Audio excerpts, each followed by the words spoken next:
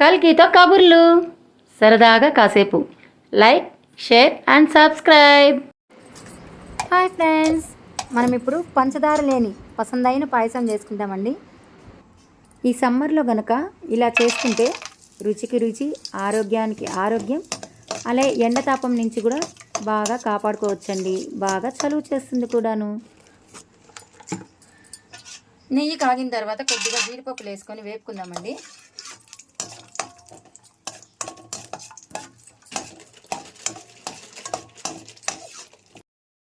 జీడిపప్పు అయితే బాగా వేగిపోతుందండి. జీడిపప్పు కాస్త వేగిన తర్వాత ద్రాక్ష వేసుకుందాం. ఎండు ద్రాక్ష ఇలా పొంగుతుందండి, చూసారా?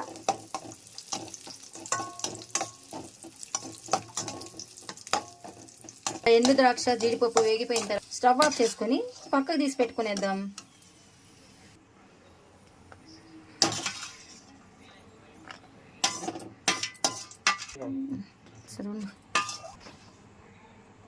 మనము ద్రాక్ష జీడిపప్పు వేసుకున్నాం కదండి, ఆ నెయ్యిలోనే 1 కప్పు సగ్గుబియ్యం వేసుకుంటున్నామండి. సగ్గుబియ్యం వేసుకొని నెయ్యిలో వేపుకున్నామంటే కనుక బాగా బాల్స్ లాగా పొంగుతాయండి. అప్పుడు పాయసానికి వేసుకుంటే కనుక ఒకదానికొకటి అతుక్కోదు, అలాగే రౌండ్గా బాల్స్ లాగా జెల్లీస్ లాగా ఉంటాయి. ఇది చిన్న టిప్ అండి. పాయసం చేసేటప్పుడు ఇలా కనుక నెయ్యిలో వేయించుకొని మళ్ళీ కనుక ఉడికించామంటే ఒక సగ్గుబియ్యం నుంచి ఇంకొక సగ్గుబియ్యంకి అతుక్కోకుండా చాలా బాగుంటాయి టేస్టీగా. చూసారా, ఇలా బబుల్స్ లాగా పేలి చిట్పట్టమంటుంటాయండి. ఈ స్టేజ్లో మనం స్టవ్ ఆఫ్ చేసేసుకుందాం. సేమియాలు కూడా ఇప్పుడు వేసి వేపుకోవచ్చు, కానీ నేను ఆల్రెడీ వేపుకున్న సేమియాలు ఉన్నాయి కాబట్టి అవి వేసుకొచ్చుకుంటున్నాను.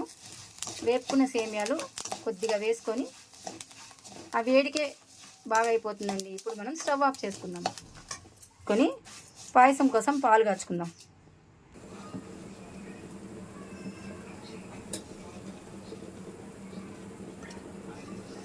చూసారా, పాలు పొంగిపోతున్నాయి కదండి. ఈ టైంలో మనం సేమియా సగ్గుబియ్యం వేసేసుకుందాము. మనం వేపు ఉంచుకున్న సేమియా సగ్గుబియ్యం వేసేస్తున్నానండి.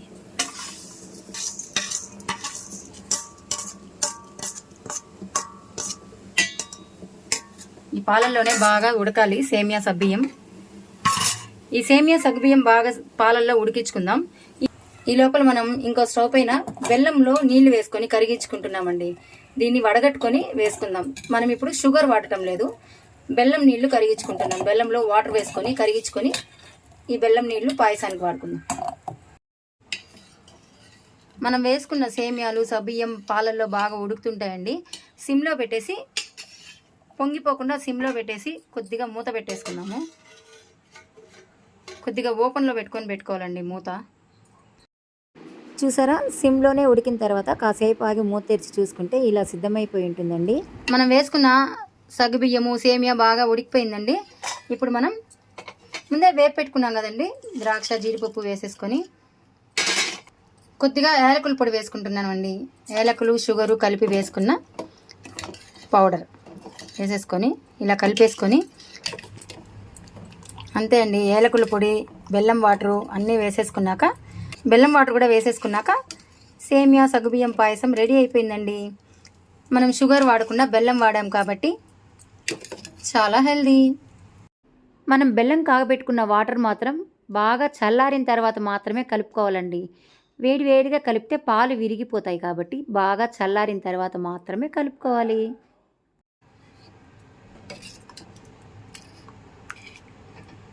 టేస్టీగా హెల్దీగా సగ్గుబియ్యం సేమియా పాయసం బెల్లంతో.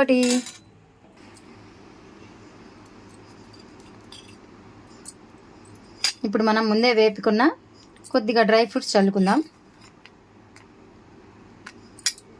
బెల్లం మాత్రం అలానే వేయకుండా మర్చిపోకుండా నీళ్ళల్లో కాగబెట్టి వడగట్టి వేసుకోవాలండి, చల్లగా అయిన తర్వాత మాత్రమే. నేను బెల్లం కాగబెట్టేదైతే చూపించాను, కానీ వడగట్టి పాయసంలో కలిపేది వీడియో మిస్ అయిందండి. ఆ విషయం మాత్రం అడ్జస్ట్ చేసుకొని మిగతా అంతా సేమ్ ప్రాసెస్ కంటిన్యూ అయిపోవచ్చు. టేస్టీగా హెల్తీగా బెల్లంతో పాయసం రెడీ అయిపోయిందండి. ఈ వేసవి కాలంలో అప్పుడప్పుడు ఇలా తాగారంటే శరీరానికి కూడా చలువ చేస్తుంది. బెల్లంతో హెల్తీగా చేసుకునే ఈ పాయసం నీకు నచ్చినట్లయితే కనుక కల్కితో కబుర్లు ఛానల్ని లైక్ చేయండి, షేర్ చేయండి, సబ్స్క్రైబ్ చేసుకోండి.